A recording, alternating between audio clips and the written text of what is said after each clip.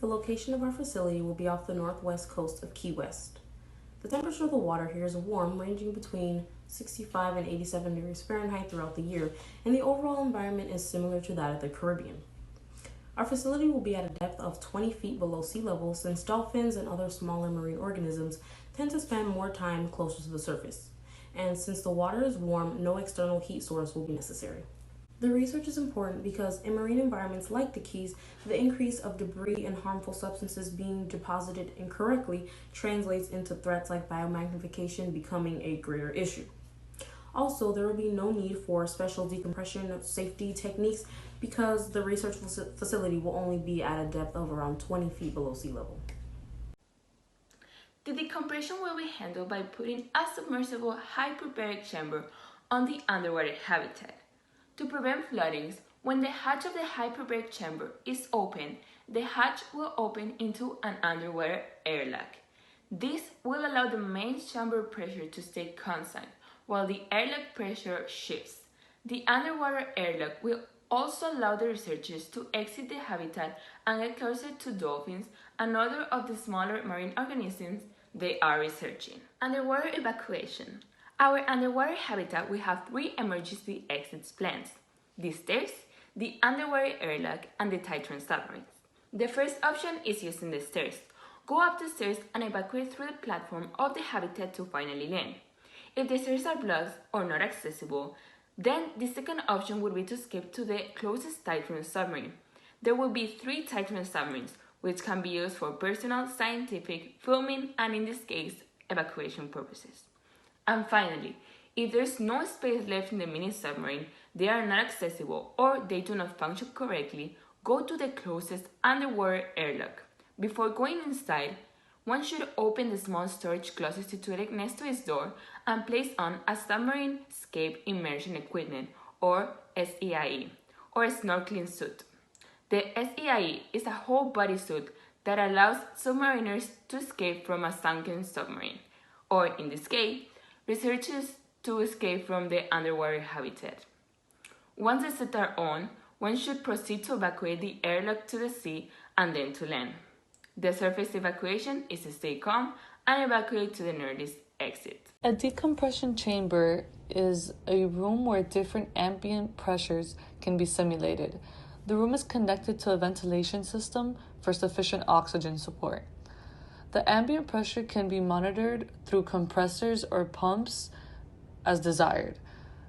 When you do so, different pressure environments can be simulated in order to secure decompression.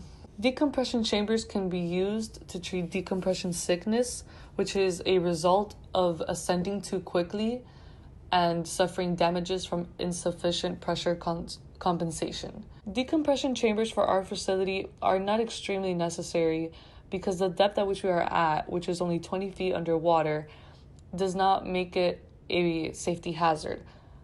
Anyways, we have included one decompression chamber to secure the safety of our crew. Station 3. Life Support Operations. Life support operations consist of providing water, providing oxygen, maintaining the air quality, and providing electricity. To begin with, in order to maintain a fresh water supply, several distillation plants will be installed in different sections of the facility. These distillation plants will heat up the water, seawater, until it evaporates, separate the salt, and collect the water vapor. These distillation plants are able to produce anywhere from 10,000 to 40,000 of gallons of water per day. Next is carbon dioxide. Carbon dioxide has to be removed from the air on a regular basis, otherwise it becomes toxic. For this reason, scrubbers will be installed. Scrubbers are devices that contain soda lime in them. This traps the carbon dioxide, removing it from the air.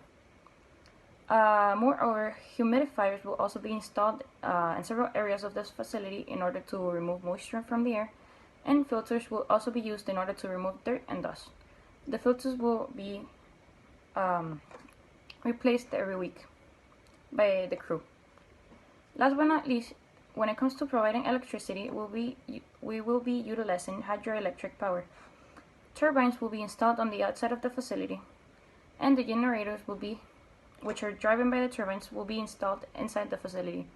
With the ocean currents running through the turbines, the potential energy being provided by the movement of the water will be converted into mechanical energy, which creates electricity. This is a diagram of our underwater habitat. Because our habitat is located in such a tourist-heavy location with a 20-meter depth allowing for surface-level additions, there are a few different above-water features. The largest dome in the center is the main entrance for tourists and scientists alike, including space for commodities such as gift shops, places to eat, and the second private entrance for scientists and staff to descend to the underwater research rooms. The smaller dome will be the dolphin viewing section, where people can see or pay to feed dolphins that will be kept in a semi-enclosed area. This will help raise awareness to the facility's purpose and research. The final above-ground commodity is a platform where one can get a higher view of both the above and underwater facilities in full. The entire structure will be made from reinforced plexiglass to allow for a more modern look and more ocean-open feel. Now, going underwater, and as the researchers descend through their private entrance, we encounter ourselves with the main entrance of the underwater facility. This connects with 4 other units, such as the living room, laboratory, sleeping quarters, and bathroom. Also, located in the main entrance of the underwater center, we find the mechanical room, which is responsible for keeping a sustainable environment. Next to it, we have the hyperbaric chamber. We also count with 2 turbines located in the sides of the main entrance. At the commencement of our STEAM project, we conjured a hypothesis stating that through thorough research and teamwork, our underwater research facility, focusing on biomagnification, would prove to be efficient. This was then eventually supported according to the results presented. In order to survive in our habitat, aquanauts must be able to adapt certain eating and sleeping habits as they will be needing it between dives, which will be conducted using saturation diving techniques. In addition, they must be trained to use all equipment provided, as well as be informed on all the systems within our underwater research habitat. Our aquanauts will be held to heavy-duty standards in which they will need to build and lift things intricately.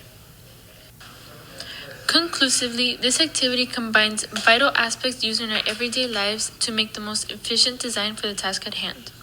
In relation to science, this activity emphasizes the level of intricacy needed to ensure a stable environment and accurate results that will be obtained within this environment. In building this establishment, science also plays a role in the aspect of physics. Calculations as well as a background in architecture contribute a great deal to the structure of our center, Marine Life Biomagnification Research Center at Key West.